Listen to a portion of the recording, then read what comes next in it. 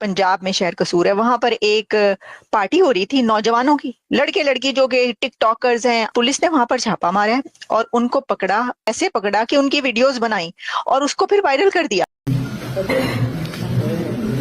इधर देखो, बाहर जो मुल्क वाले ने देखनी की कहने सानू, इधर देखो सामने, इधर देखो। पाकिस्तान की अगर कोई दुश्मन है, पाकिस्तान का बेड़ा किसी ने गर्क किया है। अगर किसी का बच्चा पाकिस्तान में नशे से मर रहा है तो उसकी जिम्मेदार पाक फौज है। किसी का बच्चे को अगर पढ़ने को स्कूल नहीं मिल रहा उसकी जिम्मेदार पाक फौज है। शरीफों और जरदारियों के बच्चों को अयाशी के लिए तमाम सहूलियात और प्राइवेसी मुयसर है, वही काम अवाम करे तो इसके हिस्से में जिल्लत आती है। पाकिस्तान में तो कोई स्लीवलेस पहनी हुई लड़की भी जो अगर बाहर निकल जाए तो उसका जो हाल होता है वो ये भी नहीं कर सकती। आप इंडिया का मुकाबला करते हैं, वहाँ की फिल्म इंडस्ट्री देखें कितनी क्या अब बाहर से IMF आके हमें बताएगा कि हमारी गवर्नेंस कैसी होनी है? ये तो एक लम्हा फिक्रिया नहीं है भाई साहब, लम्हा फिक्रिया तो बहुत सारी हैं। आसिम मुनीर, पाकिस्तान की फौज इमरान खान से NRO मांग रही है और वो इनको NRO नहीं दे रहा। वो इसको रोज डीले ऑफर कर रहे हैं कि आ जाओ, ये मत बोलना, वो मत बोलना, ये मत करना, वो मत करना। इसको गवर्नमेंट तक देने को बोल दिया उन्होंने। भारत को अगर आप देखें तो उनकी रेमिटेंसेज अगर हैं, मिसाल के तौर पर से बरामदात उनकी 6 गुना है। रेमिटेंसेज है $124 अरब, उनकी बरामदात है $777 अरब। हमारी बरामदात नहीं बढ़ी तो हमने 111(4) इनकम टैक्स के तहत रेमिटेंसेज मंगानी शुरू कर दी।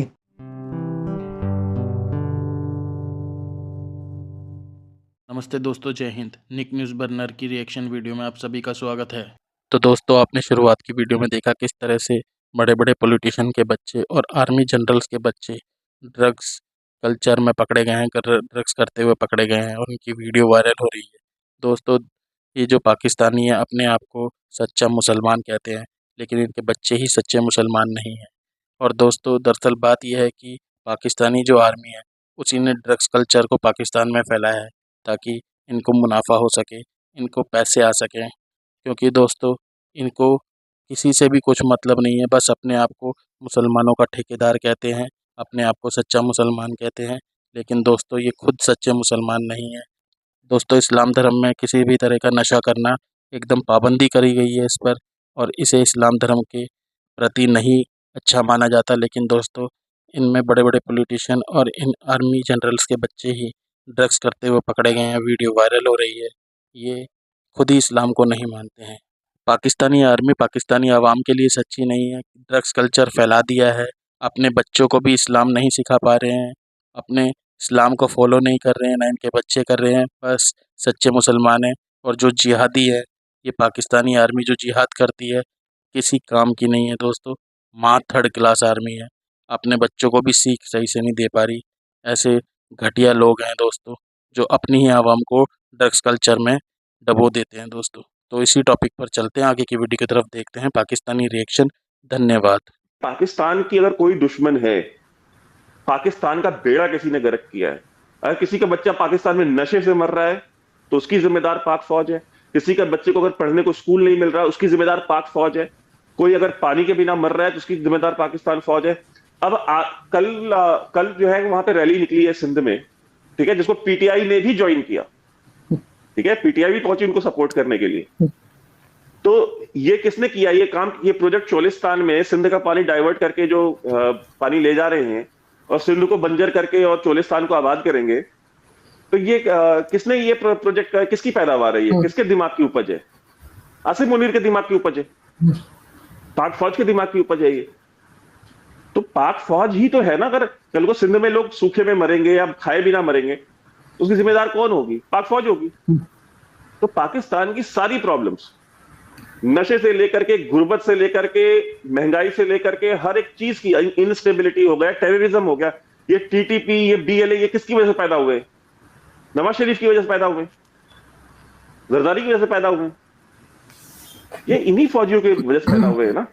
टैंकर माफिया ये चलवाते हैं, ड्रग्स का बिजनेस ये करते हैं। अफगानिस्तान में तहरीक तालिबान भारत की मदद से, पाकिस्तान में आपने देखा कि तकरीबन रोजाना बलूचिस्तान में दहशतगर्दी की वारदातें हो रही हैं और KP में भी हो रही हैं। और जो इंटरनेशनल रिपोर्ट आई है उसके मुताबिक वो कहते हैं कि जो 2 खत्ते में दहशतगर्दी की जो वारदातें हैं उसमें से बेशतर में जो है वो तहरीक तालिबान पाकिस्तान और बलोच लिबरेशन आर्मी जो है वो मुलविस है, जिनको बाहर की मदद हासिल है। तो सवाल ये पैदा होता है कि हमारे माशी अशारिये ख़राब हैं, जैसे मैंने आपसे बताया, रिजल्ट्स आपके मनफी हैं, हमारा जो तजारती खसारा है वो बहुत ज़्यादा है।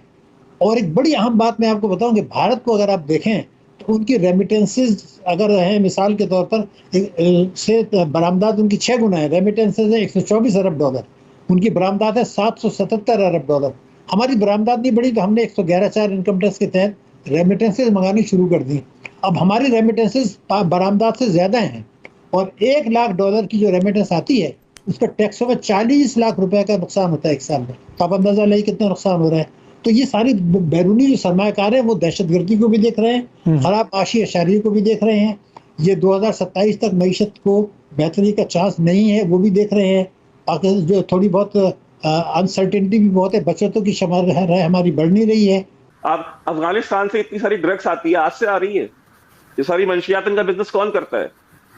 लाहौर में, कराची में और पाकिस्तान के अलग अलग शहरों में वो जो नशई हैं वो नशा करके सड़क के किनारे जो पड़े रहते हैं, वो नशा उन तक कैसे पहुंच रहा है?